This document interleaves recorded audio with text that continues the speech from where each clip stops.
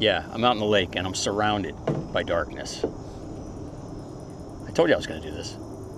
In this episode of Lake Log, the sun goes down, the lights come out, and the cameras go underwater. Underwater with the spooky things.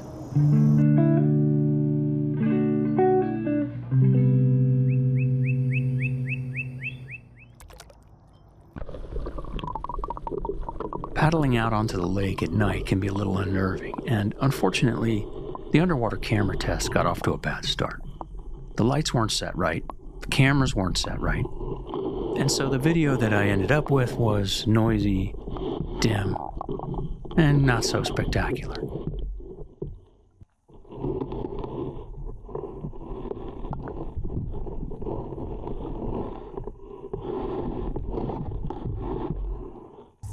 I had high hopes for some strange underwater creature to swim into the camera's view.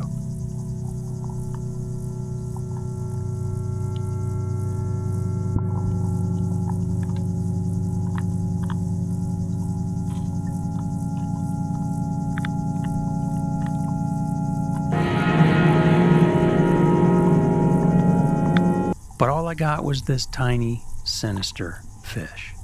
That's it. What was interesting, though, is when I sped up the video that I recorded, the bottom of the lake was crawling with activity. Hundreds and hundreds of freshwater snails going about their nightly business. It wasn't a total loss, and I did learn something. I specifically came out here today to try out this new version of the underwater camera platform thing. I started calling it a gantry because it looks like a rocket gantry when you set it up.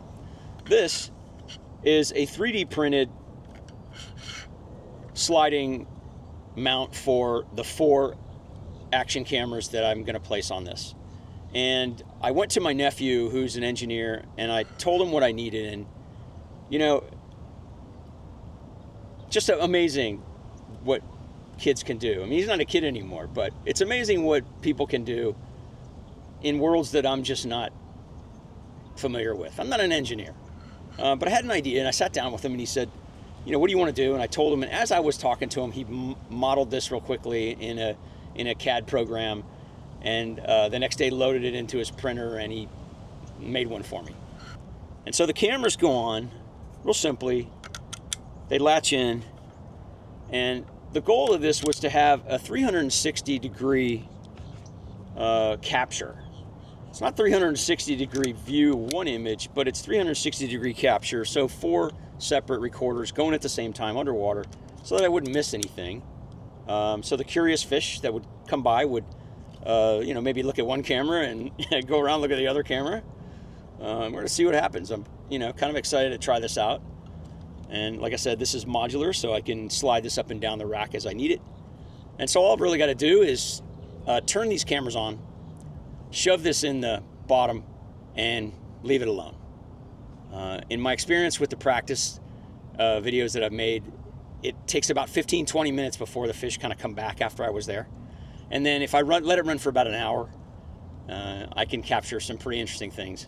So we're going to see how this goes. I think it's really cool. Hopefully it works.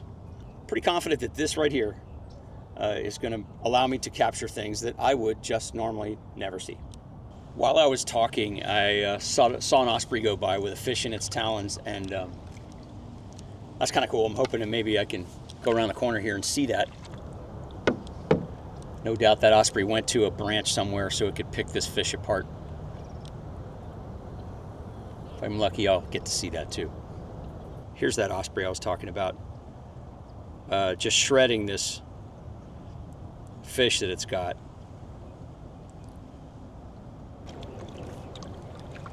So I'm going over to one of my favorite spots here by Bird Island.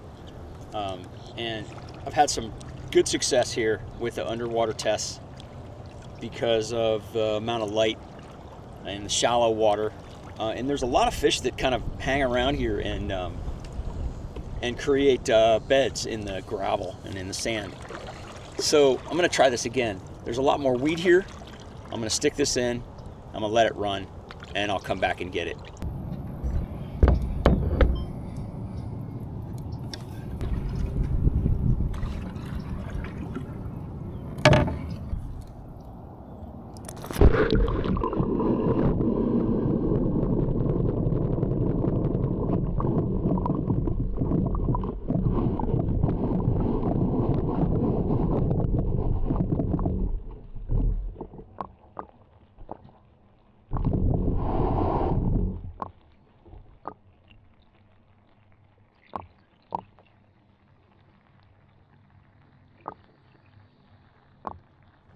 Cameras are set, and I'm going to let them run for about an hour and see what I get. And I'm pretty confident I'm going to get something because I've got 4 views to rely on.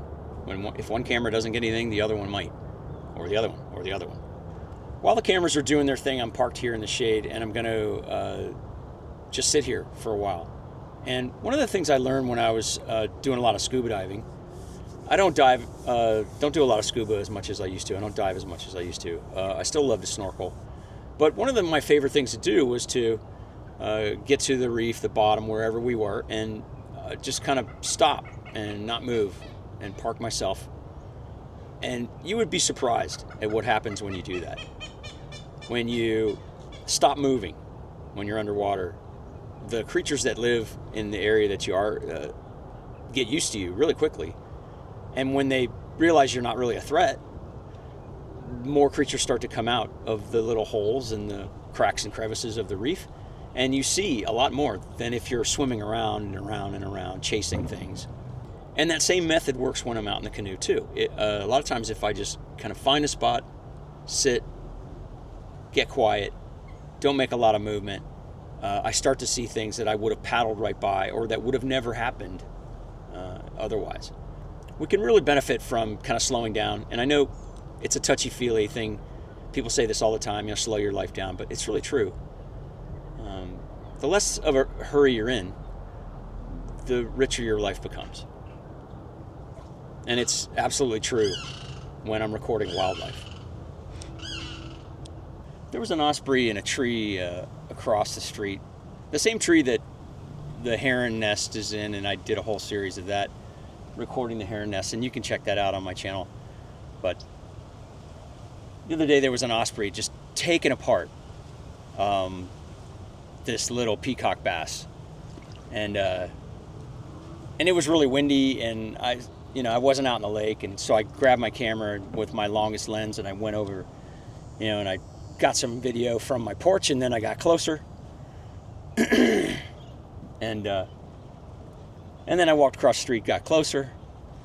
And then I walked up just right under the branch to see if I could just get the expressions on this bird's face. And ospreys don't really have expressions, not like humans do. But they have these piercing yellow eyes, and I wanted to just get that. And it put up with me because it was really enjoying the fish it was eating. So I gave it some space, and I left it alone. We're getting close to an hour now of the cameras, the underwater cameras running in their little spot, and it's getting kind of late. I'd like to go home, have another cup of coffee, so I'm going to retrieve the underwater rig and hope for the best, and if it doesn't work, I'm going to try again.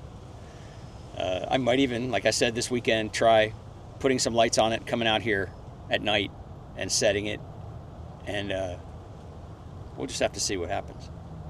And if it doesn't work and I don't get anything and I just get a lot of plants in the water and sounds of airplanes and stuff like that, and there's really nothing happening, well, that's just the way it goes, and I'll just try again. But it is fun to try. Just a few minutes ago, when I paddled through here, there was an enormous alligator over here, really big. And that would be cool to see on the camera. I would love to see an alligator come poking its nose up next to the cameras. A man can dream. The daytime test of the cameras went really well, though. The first fish was a small, juvenile largemouth bass, a peacock bass. A larger largemouth bass, maybe a teenager,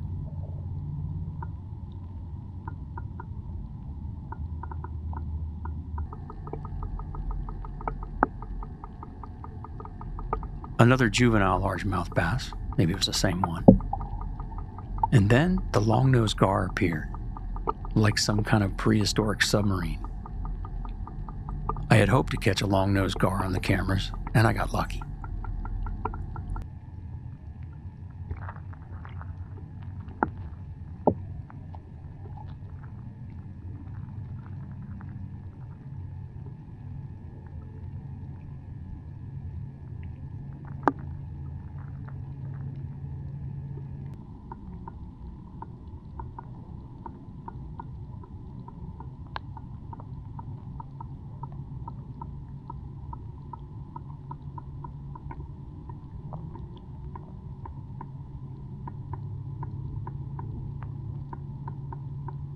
The Longnose Gar can grow to 6 feet long and weigh 50 pounds.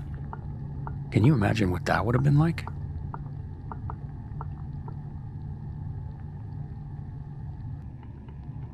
I was lucky to capture a turtle too. This red-eared slider came paddling by with its mossy green dinner jacket on.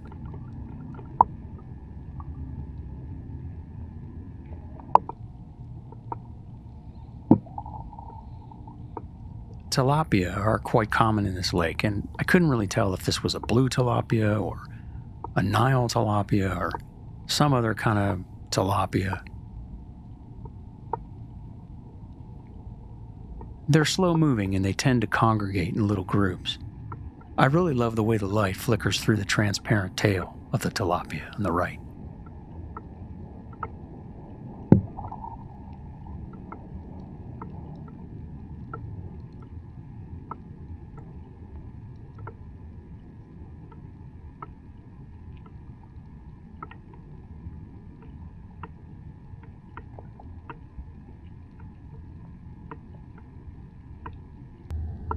Another peacock bass swims by, maybe the same one from before. And then I really got lucky, and a common gallinule went paddling by. It looked like a little boat, but with legs. And then this thing came by. I had no idea what it was and had to look it up later. This is a bowfin. The state record bowfin was 19 pounds and was caught in Kissimmee. Bowfins can live to be 30 years, but all I could think of when I saw this was, holy what is that? One of the best parts about this YouTube channel and this whole lake log journey is that I get to experiment. Sometimes things work, sometimes they don't. Sometimes I have good ideas, sometimes I don't. But if there was one takeaway from this episode, it would be that you should stay curious. Always. Yeah. God, the bugs are loving these lights. Jeez. Thanks for watching.